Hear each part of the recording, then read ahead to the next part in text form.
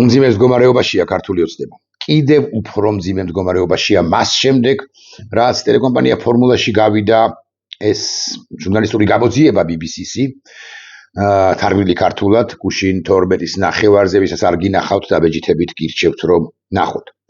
და ქართული ოცნების მომხრეებსაც კი უკვე შეეპარათ ბზარი ხმაში. ისინიც ამბობენ, ბევრი მათგანი ამბობს, რომ თუ ეს ასეა, თუ ჩემი მეზობლის, მეგობრის, ახლობლის, ნათესავის წინააღმდეგ აღმოჩნდა, რომ ქართულმა ოცნებამ გამოიყენა ქიმიური იარაღი, მაშინ ამ ქართული, ანუ რუსული ოცნების დედაცვატირეო, პუტრირებს ხადი ამ სიტყვებით, პირდაპირ მნიშვნელობით, ამ სიტყვებით ქართული ოცნების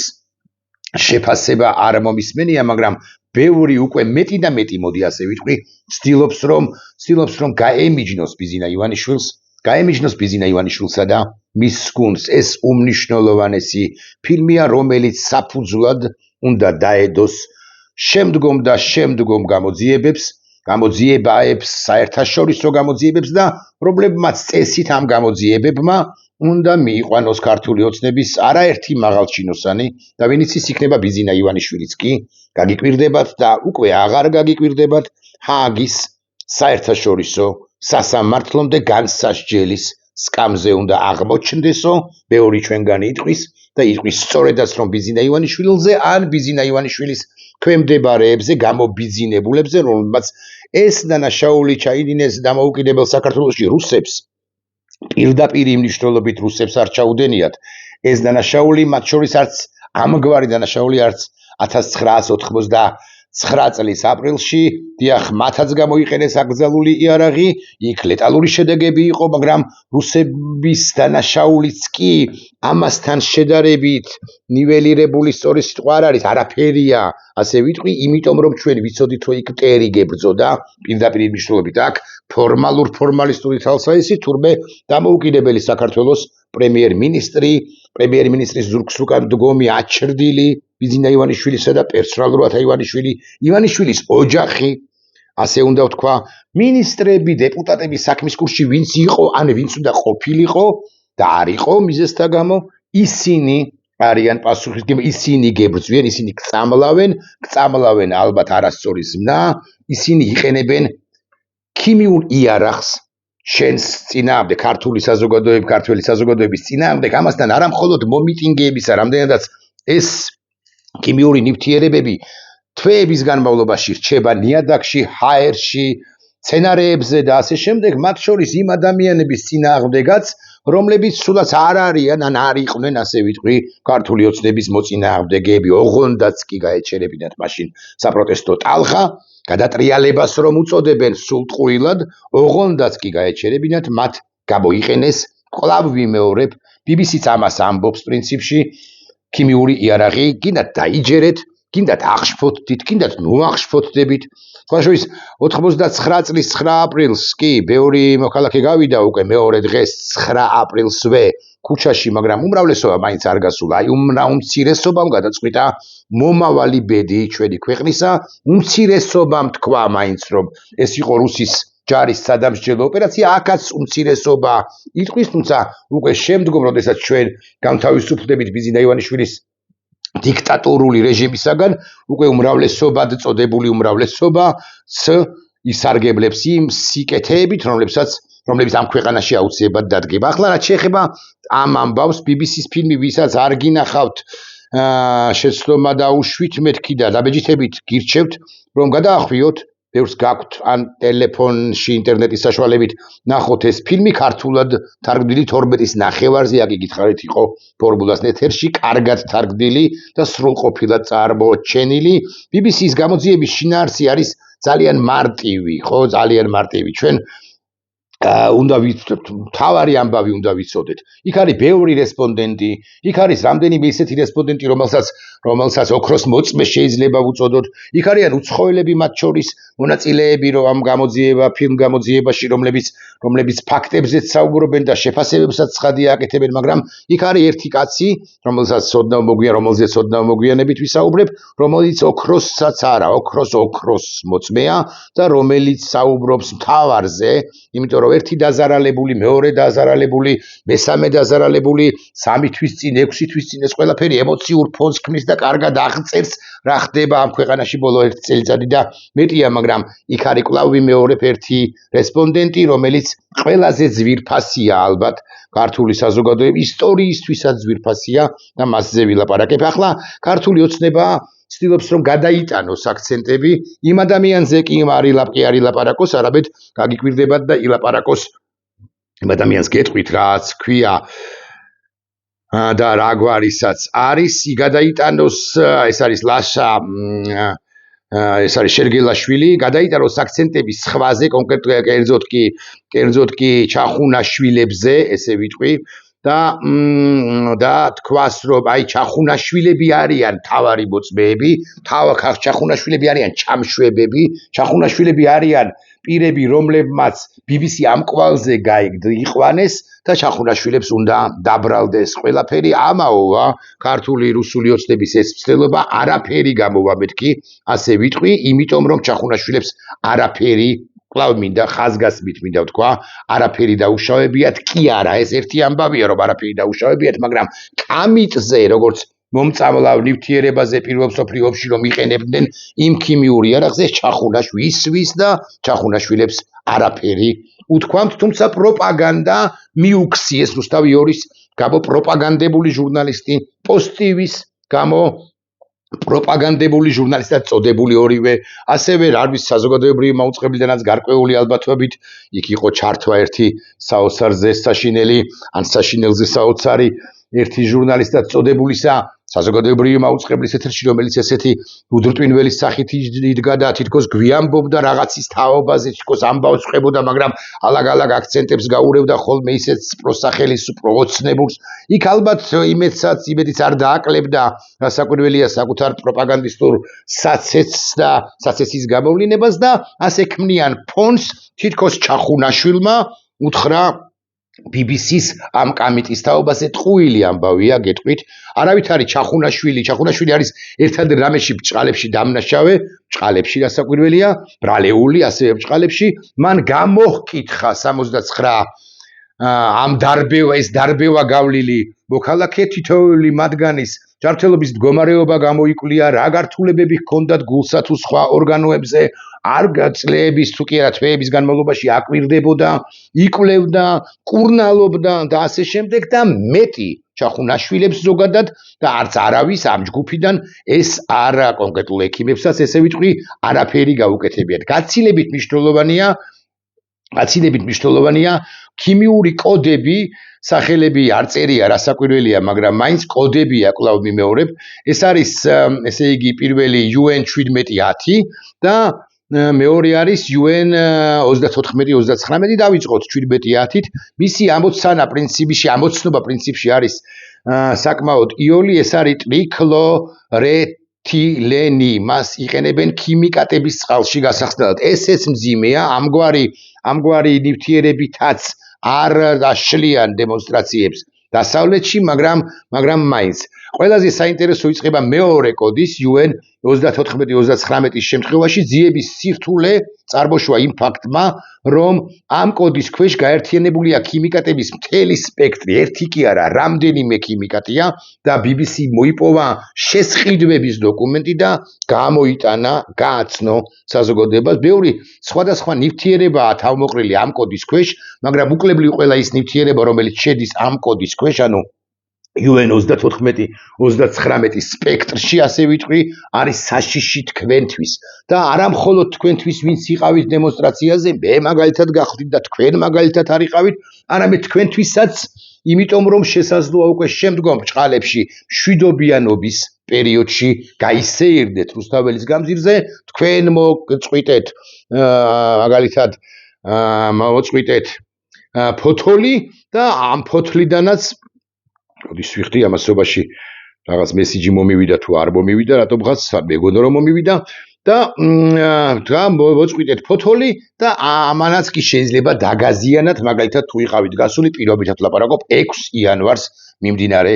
წლისა. ჩახუნაშვილებს რაც შეეხება, ჩახუნაშვილების კვლევა არ ეხებოდა ამ კონკრეტული ნივთიერების, ანუ კამიტის ამ კამიტის ამ სპექტრში ამ მოქცეული შესაძლოთ მოქცეული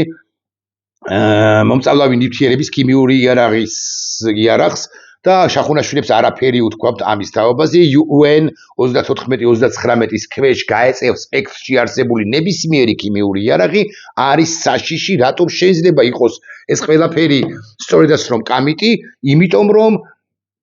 იმიტომ რომ ამის თაობაზე პრინციპში ერთგვარ მინიშნებებს აკეთებდა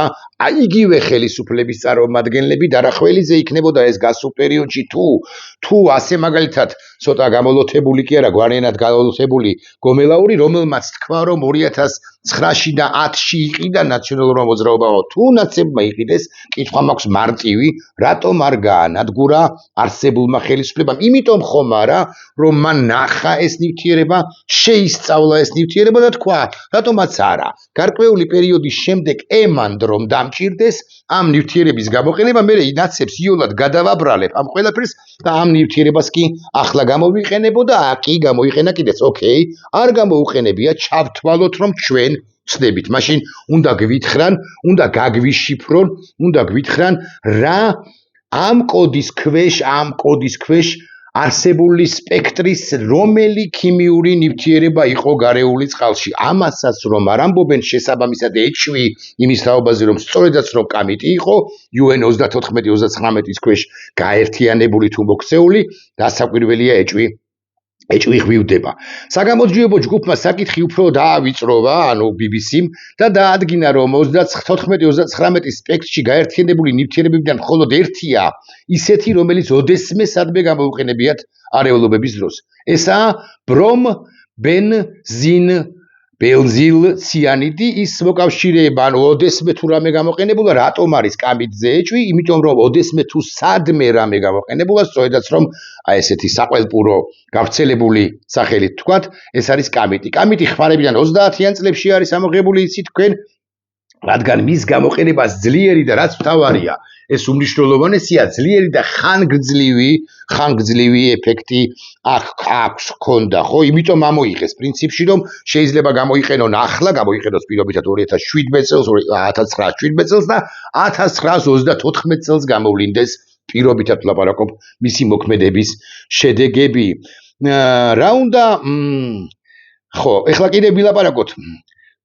პროპაგანდა რას აკეთებს ის კვლავ ვიმეორებ ჩახუნაშვილებს აბრალებს თითქოს ჩახუნაშვილებმა რამ ინფორმაცია მიაწოდეს არა და ჩახუნაშვილებს კონკრეტულად კონსტანტინე ჩახუნაშვილს რასაკვირველია არაფერი მსგავსი არ მიუწოდებიათ BBC-ისთვის არანაირი საქმე არანაირი შეხება კონსტანტინე ჩახუნაშვილს ან ჩახუნაშვილებს საერთოდ კამიტთან BBC-ის ფილმის ნაწილში და საერთოდაც რასაკვირველია არ აქვთ. მაგრამ ქართულ ოცნებას ყავს პროპაგანდისტები, რომლებიც ცდილობენ საზოგადოებას, აი თქვენ რომელსაც ფილმი არ გინახავთ და კრიტიკული აზროვნების თვალსაზრისით ცოტა მოიკოჭლებს ზოგი თქვენგანი, მოდი ასე ვიტყვი, თქვენ დაგაჯეროთ რომ ეს ყველაფერი არის ქართველების ბრალი, რომლებაც ვითომ და ითანამშრომლებს უცხო ძალასთან, უცხო ქვეყანასთან სულსხო ქვეყნის სპეცსამსახურებთან deep state-თან თუ ასე შემდეგ. აქედან გამომდინარე ჩახუნაშვილი არ ვიცი ხა ეს ხელისუფლება ყველაფერს იკადრებს, მაგრამ წესითა და რიგით ჩახუნაშვილი აბსოლუტურად დაცული უნდა იყოს საზოგადოების მიერაც პირველ რიგში და ამ ხელისუფლებამ ვერ უნდა იკადროს ეს მეთქი ამის თქმა მინდოდა, მაგრამ ალბათ მაინც ვერ ვამბობ, აკი გითხარით რომ ესენი ყველაფერზე წამსვლელი არიან. ქართულ ოცნება ამბობს შემდეგ, საინახეთ იგივე გომელაური ამბობს, რომ 2009-ში შეიზიდეს, 2010-ში შეიზიდეს ნაცებმაო და გელაძეს მოუწია ამის უარყოფა ნაცებმა შეიზიდეს თუ არ შეიზიდეს. არ ვიცი სიმართლე გითხრათ, ბატონი გომელაური რას გულისხმობდაო და ახლობით ესე გამოვიდა, მაგრამ აკრძალული არაფერი ნაცებსაც კი არ შეუძენიათო, იმიტომ რომ გელაძე, ისევე როგორც კობახიძე და პირველ ყოვლისა ცხადია ივანიშვილი, ცდილობენ აიცილონ ეს კითხვა კი, მაგრამ თუ ნაცებმა შეიზიდეს აკრძალული რამ, ასე მაგალითად კამიტი რატო არ გაანადგურა გომელაურის თუ ჭიკაიძის უწყებამ. ქართული ოცნების ტყუილებზე თქვენის ნებართვით ბევრს აღარ ვილაპარაკებ, მე ვიცი შემდეგი რამე, რომ ბიზინა ივანიშვილი ახლა უკიდურესად რთულ მდგომარეობაშია. ბიზინა ივანიშვილი განიხილავს რომ ამაზე პასუხისმგებელი პირები გამოკვეთოს. ეს შეიძლება იყოს გომელაურიც, რომელიც ისულელებს, ბჟუტურობს ან აბჟუტურებენ. ეს შეიძლება იყოს კობახიძეც, რომელიც ძალიან დაბნეულია. ეს შეიძლება იყოს პაპუაშვილის, მოკლედ ნებისმიერი ის პირი, რომელიც საქმის კურსში ან იყო დარახველიძე და სხვები საქმის კურსში ან იყო, ან შეიძლებოდა რომ ყოფილიყო, ან უნდა ყოფილიყო, ოღონდაც კი მასზე არ გადმოვრცელდეს პასუხისმგებლობა, საზოგადოება მისკენ არ გაიშვიროს თითი, მისი ოჯახისკენ არ გაიშვიროს თითი, ბიზინა ივანიშვილი ყველაფერზე წამსვლელია მეთქი, მაგრამ ამბავიც ის არის, რომ საზოგადოება ჩემი მოსაზრებით უკაცრავად სიტყვისთვის ამას უკვე აღარ ჭამს. ყველამ ვიცით, რომ აჩრდილი დადის ევროპაში, აჩრდილი კომუნიზმის, აჩრდილი და აძრწის საქართველოში, კაბინეტებში, ტვინებში ქართული ოცნების წევრებისა და მომხრეებისა და პროპაგანდისტებისა და ასე შემდეგ, აჩრდილი ბიზინა ივანიშვილისა და რაც არ უნდა მოინდომოს ბიზინა ივანიშვილმა, რომ პატარა მეისრეები დასაჯოს და პატარაც და შესაძლოა უფრო სხვილკალიბრიანი დამნაშავეებიც კი გამოჰკვეთოს, მაგალითად კობახიძე დაკლას პოლიტიკურად და თქვას, რომ აი ეს ყოფილა დამნაშავე, მე რას მერჩითო, ქართულმა საზოგადოებამ რასაკვირველია ეს ყველაფერი არ უნდა თოხლოს, არ უნდა ყლაპოს საზოგადოებამ, ეს ყველაფერი არ უნდა დაიჯეროს ქართულმა საზოგადოებამ, მსხვერპლთ ეს შეწირვა არ უნდა მიიღოს და გომელაურის შესაძლო დაკავებაზე, დაპატიმრებაზე, პასუხისმგებლობის გამოკვეთაზე, კობახიძის შესაძლო დაკავებაზე, დაპატიმრებაზე, პასუხისმგებლობის გამოკვეთაზე, რასაკვირველია უნდა ისაუბროს, რასაკვირველია უნდა თქვას, რომ დიახ, ესენი დასაჭერები არიან, პასუხისმგებელნი არიან რა, მაგრამ ჩვენ სულაც არ გვავიწყდება, რომ მთავარი პასუხისმგებელი ამ ამბავზე ქიმიური იარაღით ქართველი ხალხის წინააღმდეგ ბრძოლაზე, ქართველი ხალხის დაწამვლაზე, ასადი რომ გახდა იმაზე, მთავარი პასუხისმგებელი არის სწორედაც რომ ბიზინა ივანიშვილი დიახ, ასადი გახდა მეთქი ასე ვიტყვი, არსებობს ესე საფეხბურთო ლიგებში შევადაროთ, არსებობს დიქტატორთა ლიგები, ესე ვიტყვი, ხო? პირველ ლიგაში თუ უმაღლეს ლიგაში არა, პირველ ლიგაში მაგალითად შეიძლება მივიჩნიოთ ალიევი, პირველ ლიგაში შეიძლება მივიჩნიოთ მაგალითად ლუკაშენკა, პირველ ლიგაში შეიძლება მივიჩნიოთ მაგალითად საშინელი კაცი, კადიროვი, რასაკვირველია, კვლელი კაცი და ცუდი კაცი რასაკვირველია. უმაღლეს ლიგაში ხდებიან პირები, რომლებიც კიდევ უფრო მეტ დანაშაულს ჩადიან, ანუ ჯიბგირები კი არ არიან მხოლოდ, ასე რომ შევადაროთ, არიან რეციდივისტი მკვლელები. პირდაპირ ნიშნულობა, პირველ ლიგაში არის რასაკვირველია პუტინი, პირველ ლიგაში არის რასაკვირველია სხვა რომელიმე დიქტატორი წარსულიდან, პირველ ლიგაში არის რასაკვირველია მაგალითად ხუსეინი იყო, ან მაგალითად არის ასადი, რომელიც აღარ არის მმართველობაში, მაგრამ ისიც პირველში კი არა, უმაღლეს ლიგაში კი მოდიშებთ, არის პუტინი, ასადი, ხუსეინი იყო, კადაფი იყო მაგალითად და არ ვიცი კიდევ ვინ არა. და აი ბიზინა ივანიშვილმა პირველი თუ მეორე ლიგიდან სწრაფად ინაცვლა უმაღლეს ლიგაში და კაცობრიობის წინაშე დანაშაულის ჩამდენთა ლიგაში ჩაეწერა, შესაძლოა ბოლო ადგილოსანია, არ გამოვრიცხავ, მაგრამ ერთ-ერთი ბოლო ადგილოსანია, მაგრამ ბიზინა ივანიშვილი სწორედაც რომ არის უმაღლეს ლიგა დიქტატორთა და კაცობრიობის წინაშე დანაშაულის ჩამდენთა უმაღლეს ლიგაში, რომლის აჩრდილი საკი ვამბობ, ტვინებში დაძრწის, მათ ტვინებში ვინც ჯერაც აპრავებს ბიზინა ივანიშვილს, მაგრამ ეს ამბავიც კიდევ ერთხელ ადასტურებს იმას, რომ მაღალი ალბათობით კამიტის გამომყენებელს რასაკვირველი არც ისტორია დაინდობს და არც ჩვენი თანამედროვეები, ჩვენი გენერაცია, ჩვენი საზოგადოება, დღევანდელობა დაინდობს მას. უმძიმე დამთავრებს, ისედაც ასე იყო, მაგრამ ახლა კიდევ უფრო მძიმე დამთავრებს ბიზინა ივანიშვილი და არც თუ შორეულ მომავალში.